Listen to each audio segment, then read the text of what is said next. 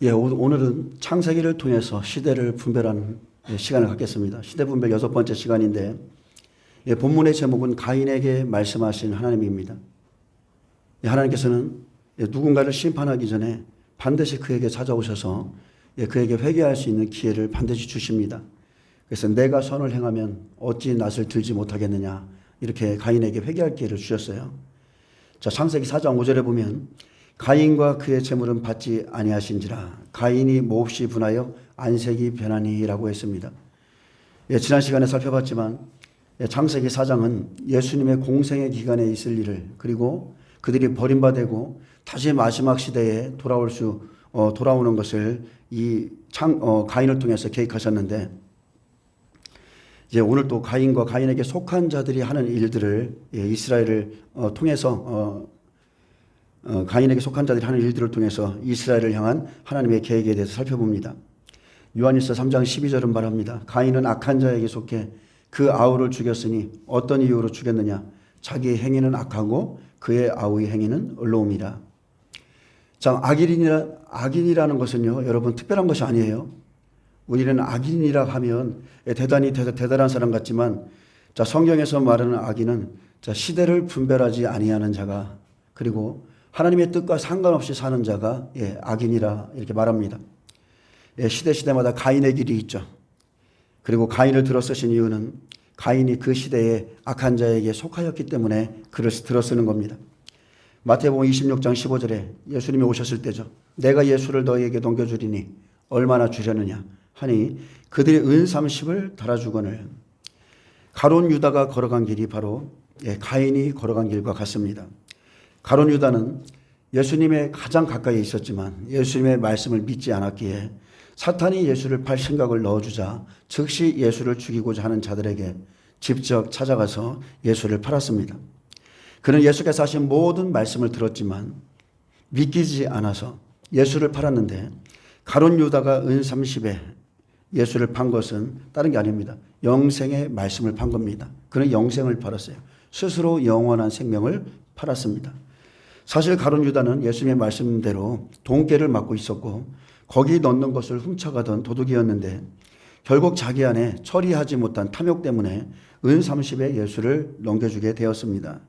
날마다 살아있는 생명의 떡을 먹고도 사망을 이룬 사람이 바로 가룟 유다입니다. 우리도 그럴 수가 있습니다. 예수를 통해서 이 땅에서 성공하고자 했던 자기의 기대와 달라지면 예수를 죽이고자 하는 종교 지도자를 찾아가서 내가 예수를 너에게 넘겨주리니 얼마나 주겠느냐며 제의했습니다. 가장 가까이에서 떡을 먹던 자가 배도함으로 가인의 길로 향했습니다. 팥죽 한 그릇에 장자의 명분을 판 에사와 같이 망령된 길을 걸었습니다.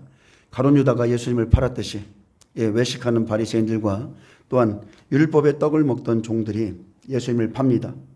성경은요, 가까이 있는 형제 중에서 말씀을 부인하는 자가 진리를 팔을 것이라고 했습니다. 이 시대에도 똑같습니다, 여러분. 진리를 부인하는 자들과 함께 연합하는 것이 예수를 파는 겁니다. 아멘. 진리를 알아요. 진리를 들었어요. 근데 진리를 부인하는 자들과, 다른 길로 걸어가는 자들과 함께 연합하고자 하는 것이 예수를 파는 겁니다. 하나님께서는 가인과 그의 재물은 받지 않으셨습니다. 연락하지 아니하셨다는 것은 쳐다보지도 아니하셨다는 뜻으로 가인과 그의 재물에 대해서는 관심조차 기울이지 않으셨음을 나타냅니다. 본문만으로는 하나님께서 어떠한 방법으로 제사를 받아들이거나 거부하셨음을 나타내셨는지 알 수 없지만, 아마 엘리야 때처럼 하늘로부터 불을 내려 아벨의 제물은 태우고 가인의 제물은 그냥 내버려 두시는 방법을 사용하셨을 수도 있습니다. 그러므로 가인이 그것을 알고 몹시 분하여 얼굴이 변했습니다. 자, 얼굴이 변했다는 뜻은 얼굴을 강타하다는 말로 극심한 분노나 불만에 의해서 안면 근육이 경직된 것을 의미합니다. 그는 진심으로 하나님의 음성을 듣고 자신의 잘못을 뉘우치고 회개했어야 마땅함에도 불구하고 하나님 앞에서 방자히 불만을 토로했습니다. 이것이 죄인의 일반적인 태도입니다. 많은 사람들이요, 진리를 던져주면 진리를 대적합니다. 회개하기보다 불만을 토로하는 게 일반적인 죄인의 모습입니다. 창세기 4장 6절에서 7절은 하나님께서 가인에게 말씀하는 장면인데 여호와께서 가인에게 이르시되 내가 분하여함 어찌 됨이며 안색이 변하여함은 어찌 됨이냐. 가인에게도 죄를 뉘우치고 회개할 수 있는 기회를 주셨지만 그들은 예수 그리스도를 보내신 하나님을 믿지 않았습니다. 알지 못했어요. 요한복음 12장 44절에는 나를 믿는 자는 나를 믿는 것이 아니요 나를 보내신 이를 믿는 것이며 나를 보는 자는 나를 보내신 이를 보는 것이니라. 그런데 그들은 살아계신 하나님을 보고 살아계신 하나님의 말씀을 들어도 믿지 않았습니다. 요한복음 10장 25절에는 예수께서 대답하시되 내가 너희에게 말하였으되 너희가 믿지 아니하는도다. 내가 내 아버지의 이름으로 행하는 일들이 나를 증거하는 것이거늘 너희가 내 양이 아니므로 믿지 아니하는도다. 내 양은 내 음성을 들으며 나는 그들을 알며 그들은 나를 따르느니라. 내가 그들에게 영생을 주노니 영원히 멸망하지 아니할 것이요 또 그들을 내 손에서 빼앗을 자가 없느니라. 그들을 주신 내 아버지는 만물보다 크심에 아무도 아버지 손에서 빼앗을 수 없느니라. 나와 아버지는 하나이니라 하심에 유대인들이 다시 돌을 들어 치려 하거늘. 자, 예수님을 죽이고자 했던 이 사람들은요, 예수님은 자신에 대해서 증거했죠. 자신이 하나님 아버지께로부터 나왔고 자신과 하나님 아버지를 동일시하니까 유대인들이 그것을 믿지 못하고 분노가 치밀어서 예수를 다시 잡아 죽이고자 했습니다. 여러분, 하나님께 속한 자는 하나님의 음성을 듣습니다. 내 양이 아니기 때문에 하나님의 음성이 들려지지 않는 거예요. 말씀이 믿어지지 않으면 죽이고 싶을 정도로 미움이 솟구칩니다. 참 희한하죠. 영적 세계에서는요, 말씀이 믿어지지 않으면 정말로 죽이고 싶을 정도로 미워요. 이것은 영의 문제입니다.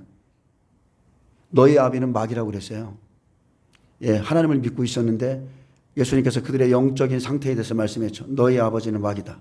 그는 처음부터 거짓말한 자고 속이는 자였다고 했습니다. 어떤 이들이 말합니다. 마지막 시대를 분별하고 지금이 예수님이 오실 때다. 이제 곧 예수님이 강림하실 것이다. 이런 말을 하면 뭐 그렇게 복잡한 소리 하냐. 오늘 하루 주님을 붙들고 잘 살면 되지. 왜 이렇게 말씀하며 힘들게 사냐. 이렇게 말합니다. 자, 이게 옳은 신앙인가요? 아니죠. 옳은 신앙 같지만 절대 옳지 않습니다. 옳은 말 같지만 아주 잘못된 말이에요. 많은 사람들이 남 믿고 있어 이렇게 말하지만 약속이 없이는 하나님을 믿을 수가 없는 겁니다. 약속이 없이는 아무것도 믿을 수가 없는 거예요. 이 시대를 향한 하나님의 약속 없이 사는 것은 믿는 것이 아닙니다. 약속이 없이는 하늘에 계신 내 아버지의 뜻대로 행하지 못할 것이라 했습니다. 초림에 하나님의 언약을 잊고 있었던 종교인들이 다 그렇게 살았습니다. 유대인의 왕으로 나신 이가 어디에 있느냐 물었을 때 그 성에 아주 큰 소동이 일어났듯이 마지막 때도 똑같습니다. 약속이 없이 사는 자에게 하나님의 말씀이 이루어지는 그날 그들은 물을 휘저어서 흔들듯이 두렵고 괴로운 날이 될 겁니다. 그것이 소동입니다. 소동. 근데 준비한 자들은 예수님을 기쁨으로 맞이하게 될 겁니다. 하나님께서 가인이 분하고 안색이 변한 것을 책망하셨고 선을 행할 것을 말씀하셨지만 요한복음 19장 15절에 보면 자, 가인에게 속한 자들이 어떠세요? 그들이 소리질러 없이 하소서 그를 십자가에 못 박게 하소서. 빌라도가 이르되 내가 너희 왕을 십자가에 못 박으랴. 대제사장들이 대답하되 가이사 외에는 우리에게 왕이 없나이다. 자, 하나님께서 이들의 고백을 받으셨죠. 믿는 자들의 고백을 받으셨어요. 이에 예수를 십자가에 못 박도록 그들에게 넘겨주니라. 입으로는 하나님을 공경하면서 가이사를 왕으로 따르는 자들이 예수를 없애달라고 십자가에 못 박아달라고 외쳤습니다. 하나님과 가이사를 함께 따랐던 사람들이 이 일을 벌였는데 결국은 예수님을 십자가에 못 박게 넘겨주었습니다. 이것이 가인의 후손들이 한 일입니다. 요한복음 11장 47절에 이에 대제사장들과 바리새인들이 공회를 모으고 이르되 이 사람이 많은 표적을 행하니 우리가 어떻게 하겠느냐. 만일 그를 이대로 두면 모든 사람이 그를 믿을 것이요 그리고 로마인들이 와서 우리 땅과 민족을 빼앗아가리라. 여러분, 하나님을 두려워하는 사람이 있고요 세상을 두려워하는 사람이 있습니다. 그런데 이 당시의 종교 지도자들은 로마라는 세상을 두려워하고 나사로를 살리셨던 예수님의 그 표적을 보고도 시기가 일어나서 예수님을 죽이려 했습니다. 우리가 상식적으로 생각해 보면 문둥병을 고치거나 아니면 죽은 자를 살리는 표적을 보았다면 그가 누구인지 하나님께서 보내신 자인지 하나님께 기도하든지 아니면 말씀을 상고하든지 해야 되는데 그들의 생각은 틀렸죠. 그를 이대로 두면 모든 사람이 그를 믿을 것이다. 로마인들이 와서 우리의 땅과 민족을 빼앗을 것이다. 그 사람들의 두려움은 이것이었습니다. 종교인들은 다른 게 없어요. 자기들의 유익에 해가 되면 자기의 신도 죽이는 게 종교인들인 겁니다. 왜 그렇게 쉽게 신을 배반해요? 자기가 만든 신이니까. 진리에 입각한 신을 따르는 게 아니라 자기가 만든 신을 따르고 있었기 때문에 버리는 것도 쉬운 겁니다. 창세기 4장 4절에 아벨은 자기도 양의 첫 새끼와 그 기름으로 드렸더니 여호와께서 아벨과 그의 제물은 받으셨으나. 자, 아벨의 제사 받는 것을 시기하는 자들이 가인인데, 자, 분하여서 안색이 변한 것은 대제사장들과 바리새인들이 예수님의 공생의 기간에 하시는 일을 시기하기 때문입니다. 창세기 4장 7절에 내가 선을 행하면 어찌 낯을 들지 못하겠느냐. 선을 행하지 아니하면 죄가 분에 엎드려 있느니라. 죄가 너를 원하나 너는 죄를 다스릴지니라. 죄가 너를 원한다는 것은 죄의 소원이죠. 죄의 소원은 내게 있으나, 자, 죄의 소원, 자, 마귀의 소원은 그 사람에게 있는데 너는 죄를 다스리라고 그랬어요. 내가 선을 행하면 어찌 낯을 들지 못하겠느냐. 죄를 짓지 않은 자는 떳떳하게 행송할 수 있다는 히브리인들의 관용기로, 자, 이 말씀은 내가 잘했다면 왜 떳떳하지 않겠느냐. 내가 선하신 하나님의 말씀을 쫓는다면 어찌 얼굴을 들지 못하겠느냐는 표현입니다. 내가 선을 행하지 아니하면 죄가 문 앞에 엎드려 있느니라. 여러분, 하나님께서 말씀하실 때 잘못을 뉘우치고 선을 추구하려는 마음을 갖기는커녕 오히려 더 완악한 마음을 갖는다면 바로 이런 뜻이 죄가 문 앞에 있다는 것입니다. 죄는 히브리어 하타입니다. 우리가 잘 알듯이 빗나가다, 관역을 맞추지 못하다는 뜻인데 하나님의 뜻과 법을 벗어나서 곁길로 가는 것이 죄입니다. 곁길로, 관역을 벗어난 길로, 즉 습관적인 제약의 길로 가는 것이 죄인데 여기서 죄는 사탄을 가리킵니다. 문에 엎드려 있느니라. 자, 엎드려 있다는 것은요, 히브리어 라바츠인데 동물이 가로 누워 있는 것처럼 네 다리 모두를 모으고 쭈그리고 있는 모습을 말합니다. 먹이를 단숨에 낚아채기 위해서 웅크리고 있는 짐승의 모습을 연상하시면 됩니다. 따라서 죄가 문에 엎드린다는 것은 사탄이 인간의 마음 문에, 그 심령에 침입하여 악으로 그를 굴복시키기 위해서 호시탐탐 기회를 노리고 있다는 뜻입니다. 그리고 그가 마음의 문을 열어주면, 생각을 열어주면 즉시 그를 채가는 겁니다. 가룟 유다가 그 길을 갔죠. 예수를 팔 생각을 넣어주면, 자, 우리 같으면 그런 생각이 우리에게 들어오면 그거가 싸우겠죠. 근데 그것을 즉시 받아들이는 거예요. 그러면 마귀의 밥이 되는 거죠. 자, 마태복음 19장 16절에 어떤 사람이 주께 와서 이르되 선생님이여 내가 무슨 선한 일을 하여야 영생을 얻으리이까. 예수님께서 이 사람에게 영생의 길을 알려주었습니다. 마찬가지로 가인에게 하나님께서 영생의 길을 알려주었는데, 선한 길을 알려주었는데, 자, 이 사람들은요, 선한 선생님이며 하면서 영생의 길을 얻고자 왔지만 그 선한 일을 알려주어도 행함이 없는 사람들입니다. 야고보서 4장 17절에 그러므로 사람이 선을 행할 줄 알고도 행하지 아니하면 죄니라. 선을 알고도 행하지 않는 것은 선하신 예수님의 일을 행하지 않는 것입니다. 주의 뜻을 알고도 행하지 않으면 사탄이 호시탐탐 기회를 노리며 그를 넘어뜨리기 위해서 문 앞에 엎드려 있습니다. 자, 예수님의 일은 다른 게 아닙니다. 첫째, 하나님 사랑을 이루고 그리고 형제를 사랑하는 것으로서 우리에게 본을 보이셨는데 그것이 선한 일이죠. 죄가 너를 원할 때 너는 죄를 다스려라. 이것은 모든 그리스도인들에게 포함되는 말씀입니다. 자, 다시 한번 말하지만 죄가 너를 원하나, 이 소리는 죄의 소원은 내게 있으나, 자, 사탄은 죄의 소원을 갖고 있어요. 율법의 소원을 이루려 합니다. 그것은 다른 게 아니죠. 사망입니다. 여러분, 잘못을 범하고 있으면 성령께서 말씀하실 때 즉시 돌이키셔야 됩니다. 왜냐하면 죄는 사망의 법으로 우리를 이끌고 가기 때문에 그렇습니다. 죄는 끊임없이 죄 가운데 있는 자를 요구하는데 율법은 우리에게 죄값을 요구하고 죄의 삭은 사망입니다. 자, 예수님께서 오심으로 율법은 죽은 것이고 죽은 제사가 가인의 제사입니다. 그래서 죄를 잉태하고 있는데 하나님의 그 회개케 하라는 그 말씀을 듣지 못하고 죄의 소리, 이 사탄의 소리를 계속 들으면 그 사람은 결국은 사망으로 갑니다. 제가 너를 원한다는 것은요, 다른 게 아닙니다. 죄를 내가 내 안에 가지고 있기 때문이에요. 죄의 소원이 내게 있다 했습니다. 회개치 못한 죄, 끊어내지 못한 죄, 죄에 끌려다니므로 죄를 다스리지 않으면 결국은 죄의 소원대로 이루어집니다. 그래서 가인의 예를 들어서 바리새인들이 앞으로 예수님을 정죄하고 죽일 것을 미리 보여주었습니다. 너는 죄를 다스릴지니라. 죄의 삭은 사망이죠.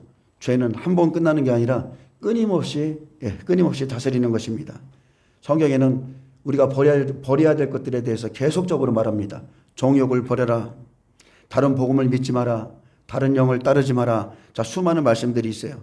그래서 우리는 신앙생활의 처음부터 그리스도의 말씀으로 우리의 심령을 다스리면서 싸워야 됩니다.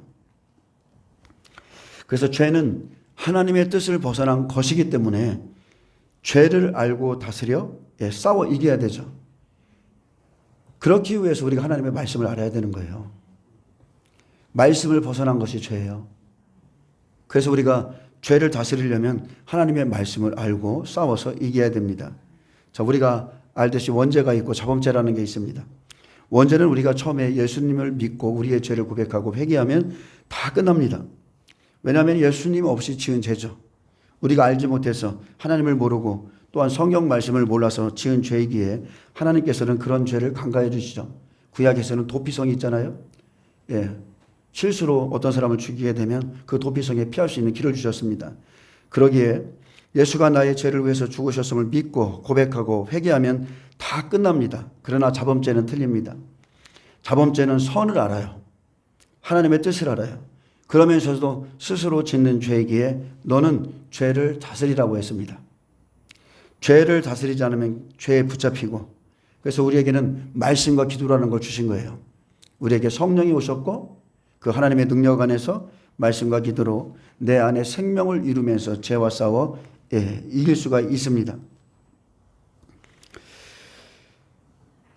히브리서 6장 4절에는 이렇게 말합니다. 한 번 빚을 받고 하늘의 은사를 맛보고 성령의 참여한 바 되고 하나님의 선한 말씀과 내세의 능력을 맛보고도 타락한 자들은 다시 새롭게 하여 회개하게 할 수 없나니 이는 그들이 하나님의 아들을 다시 십자가에 못 박아 드러내놓고 욕되게 함이라. 땅이 그 위에 자주 내리는 비를 흡수하여 밭가는 자들이 쓰기에 합당한 채소를 내면 하나님께 복을 받고 만일 가시어 엉겅퀴를 내면 저주함에 가까워 그 마지막은 불사름이 되리라. 자, 죄가 너를 원하나 너는 죄를 다스리라. 우리는요, 우리가 성령을 받으면 구원을 받습니다.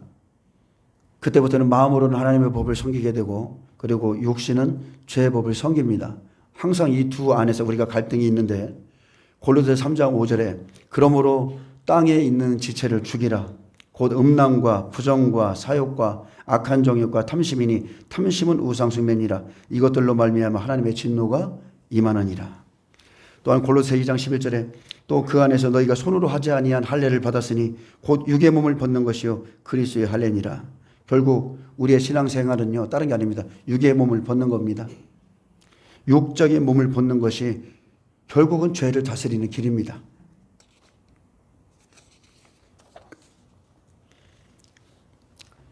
여러분, 육적인 몸을 자꾸 벗으셔야 돼요. 그리스도로 옷 입으셔야 돼요. 왜냐하면 예수님의 말씀대로 하나님의 나라는 이 땅에 속한 게 아니기 때문에 그렇습니다. 요한복음 18장 36절에도 예수께서 대답하시되 내 나라는 이 세상에 속한 것이 아니니라. 만일 내 나라가 이 세상에 속한 것이었더라면 내 종들이 싸워 나로 유대인들에게 넘겨지지 않게 하였으리라. 이제 내 나라는 여기에 속한 것이 아니니라. 여러분, 어떤 나라를 위해서 싸우고 있습니까? 여러분이 속한 이 육신의 나라를 위해서 싸우고 있습니까? 아니면 그것보다 더 소중한 영원한 나라를 위해서 싸우고 있습니까? 우리가 죽으면 분명히 천국과 지옥이 있어요.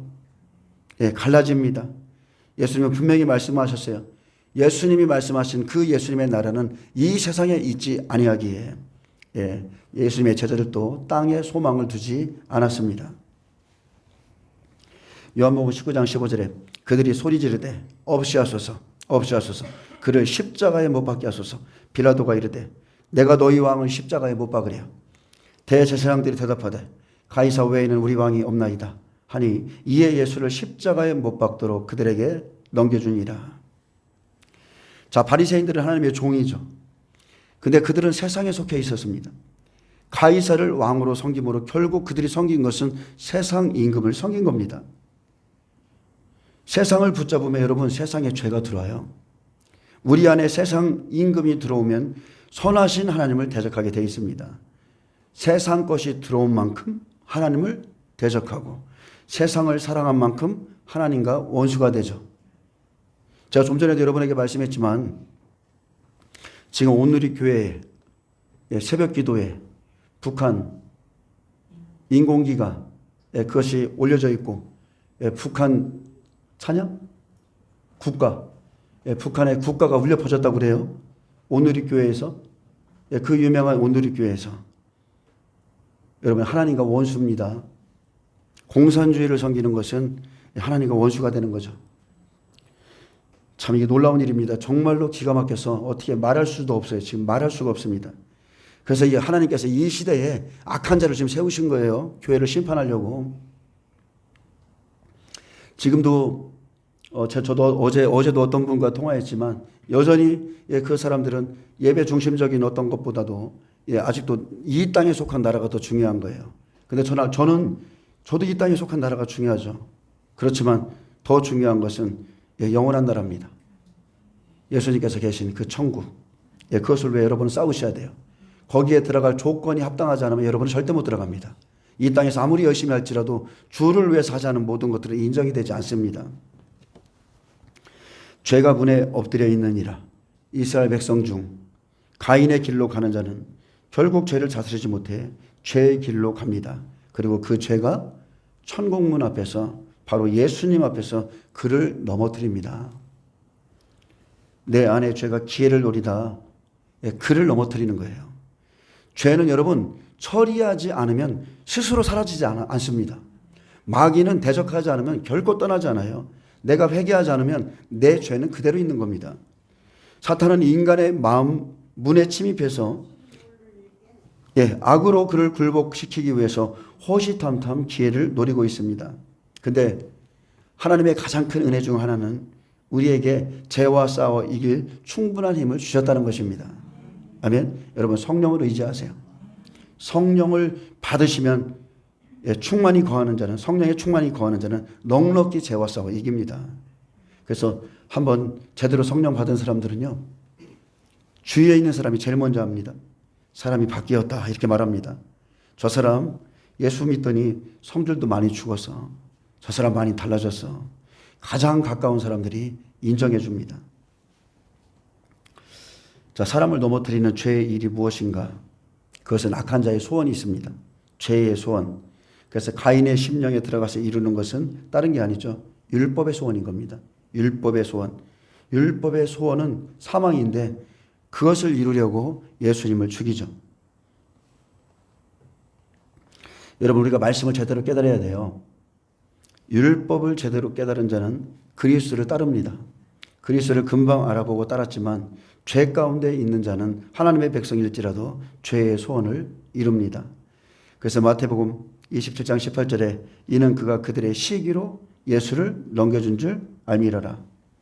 자, 시기라는 뜻은 악의, 질투, 앙심, 비난을 의미하는데 자, 이들이 하지 못하는 일을 예수께서 하니까 이들의 시기가 예수님을 십자가에 넘겨줬습니다. 우리가 말씀을 분별치 못하면 악의와 시기로 인해서 예수와 그의 증인들을 넘겨줄 수 있습니다. 이 시대에 얼마나 많은 사람들이 성령 안에서 사역을 감당하려면 이단으로 정죄를 받습니까? 분명히 잘못된 분들도 있겠지만 또한 성령 안에서 제대로 가고 있는 분들도 악의와 시기로 인해서 이단으로 정죄받는 경우도 많은데 예전에는요 정확한 성경에 대한 신학적인 기준이 있었어요. 그런데 지금은 제가 봤을 때는 그런 명확한 기준은 없다고 봅니다. 왜냐하면 무엇보다 이단을 정의하는 사람들이 누구인가예요.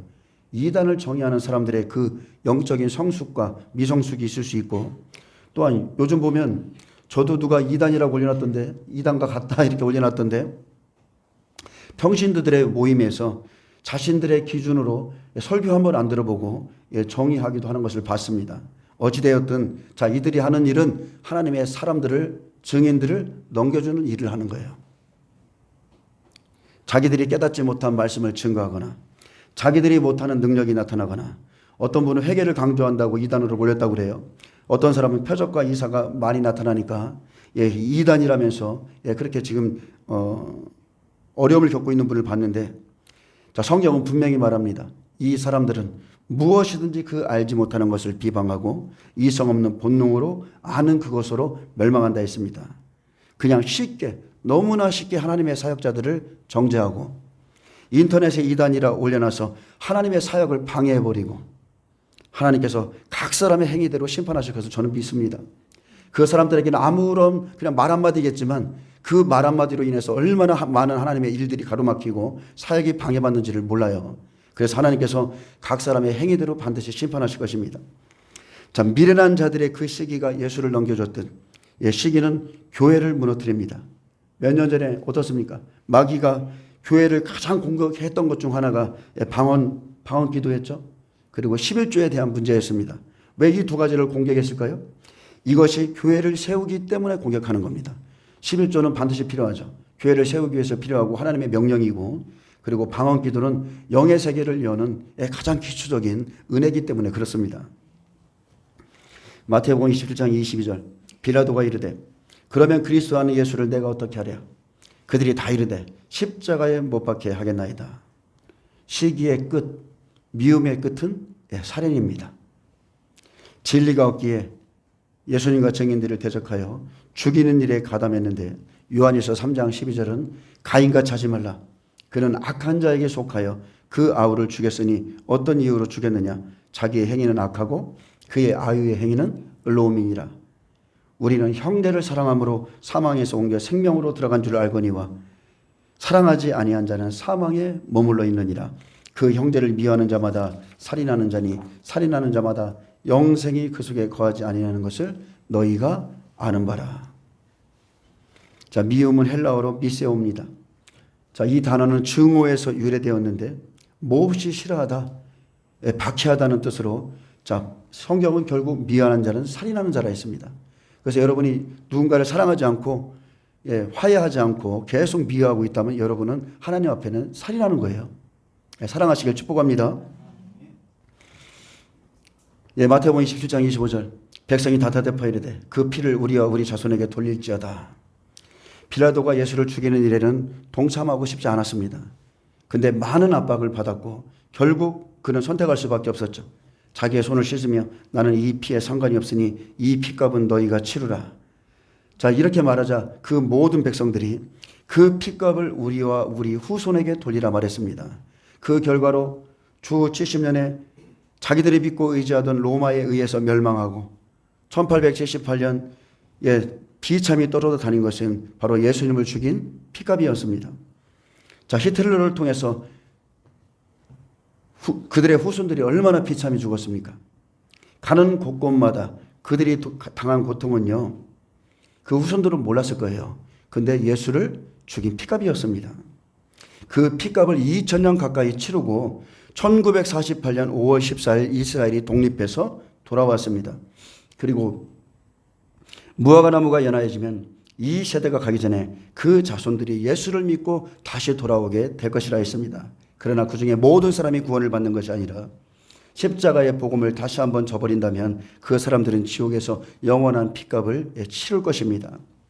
계시록 13장 8절에 죽임을 당한 어린 양의 생명책에 창세 이후로 이름이 기록되지 못하고 이 땅에 사는 자들은 다 짐승에게 경배하리라. 단순하게 말한다면 하나님의 생명책에 이름이 기록되지 못한 자는요, 모두가 짐승을 따르는 자입니다. 오늘 아까 예수님 영접하셨죠?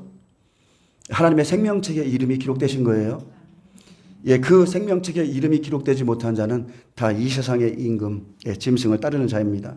가인의 길을 가는 자들은 그렇게 예수님을 십자가에 죽였고 성령을 받은 자들을 끊임없이 대적했습니다. 마태복음 27장 41절에 그와 같이 대제사장들과 서기관들과 장로들과 함께 희롱하여 이르되 그가 남은 구원하였으되 자기는 구원할 수 없도다.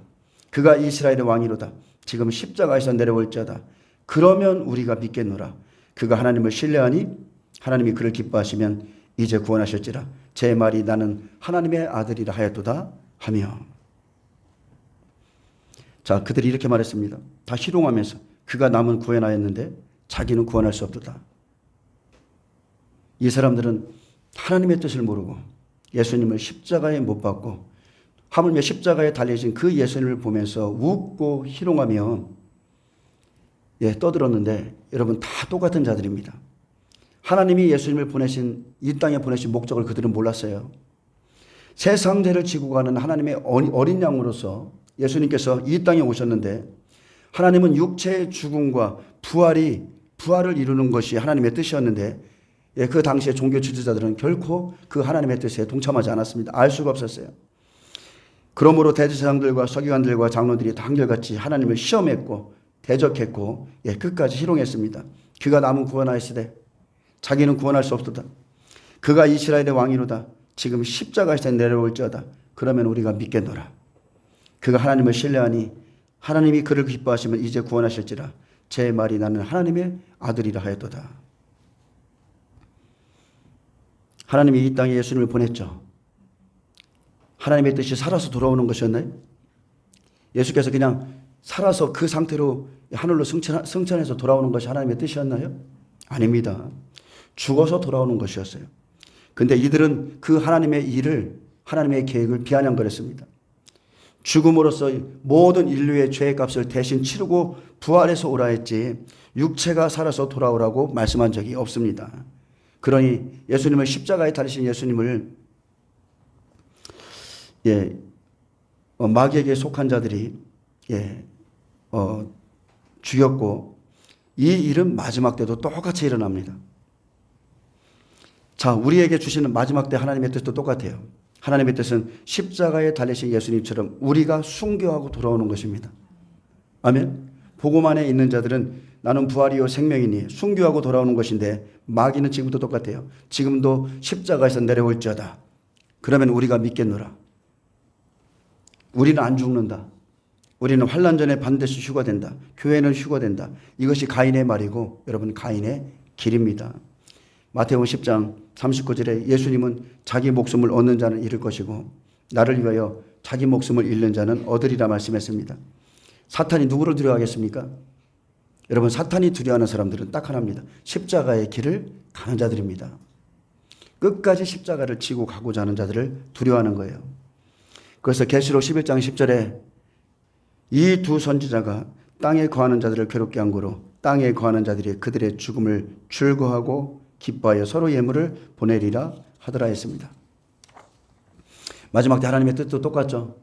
용납판에서 두 증인이 죽었다고 땅에 거하는 자들, 생명이 없는 자들이 즐거워하고 기뻐하며 서로 예물을 보내는데 하나님의 뜻을 모르는 자들이 마지막 때도 하나님이 보내신 두 증인을 죽이고 즐거워하고 기뻐할 것이라 했습니다. 자, 이제 말씀을 맺겠습니다. 왜 가인의 길에 서게 되는가? 그들이 하나님의 말씀을 믿지 않기 때문입니다. 요한복음 16장 8절에 죄에 대하여 함은 그들이 나를 믿지 아니함이요 했습니다. 그래서 선을 따르지 않고 거짓 것을 믿기 때문에 가인의 길로 가는데 내가 선을 행하지 않으면 어찌 낯을 들지 못하겠느냐 말했습니다. 진리가 무엇인지 그리고 진리를 듣고자 하는 마음도 없고 또한 진리를 알지라도 순종하고자 하는 마음이 없습니다. 선을 알고도 자기의 행위를 회개하지 않기에 결국 죄에 붙잡혀서 가인의 길로 가게 됩니다. 그런데도 이 사람들은 자신들이 의롭다고 생각하고 하나님의 일을 한다고 생각하는 것이 문제죠. 여러분 선을 알고도요 행하지 않으면 선을 알고도 따르지 않으면 죄가 문 앞에 엎드려 있다는 것을 믿으시길 바랍니다. 불순종은 죄예요. 죄입니다. 하나님과 동행하는 것은 시대를 향한 하나님의 뜻을 알고 행하는 것입니다. 근데 이스라엘은 이 하나님의 길을 알지 못해서 예수님을 십자가에 못 박았습니다. 그러면 죄는 우는 사자와 같이 문 앞에 엎드려 있고, 하나님은 죄가 너를 원하나 너는 죄를 다스릴지니라. 죄를 다스리기 원하는데 이들은 결코 그렇게 하지 못했습니다. 여러분, 죄와는 피 흘리기까지 싸우시길 축복합니다. 예수님이 피 흘리기까지 싸우셨어요. 자, 오늘은 여기까지 말씀드리고요. 앞으로 이제 창세기 4장 8절부터 11절까지는 예수님이 가인이 아벨을 쳐 죽이는 것처럼 예수님이 십자가에서 죽으시고 무덤에서 부활하는 장면을 보여줍니다. 죄의 소원은 사망입니다. 그래서 진리의 말씀이 없으면 악한 자에게 속해서 가인의 길로 행할 수가 있기 때문에 저와 여러분이 이 마지막 시대에 특히나 진리를 꼭 붙잡고 하나님의 뜻을 깨닫고 우리가 어떻게 하나님 나라에 돌아가게 되는지를 그렇게 하나님의 뜻대로 사시기를 축복합니다. 기도하겠습니다. 예수님 감사합니다. 자, 가인의 길을 통해서 공생애에 예수님께서 하실 사역과 십자가의 죽으심과 또 부활까지 저희에게 말씀으로 보여주심을 감사합니다. 특히나 이 마지막 시대를 잘 분별하여 우리가 가인의 길로 서지 아니하고 의인, 순교자 아벨의 길에 설 수 있도록 축복하여 주옵소서. 감사하며 예수님의 이름으로 기도합니다. 아멘.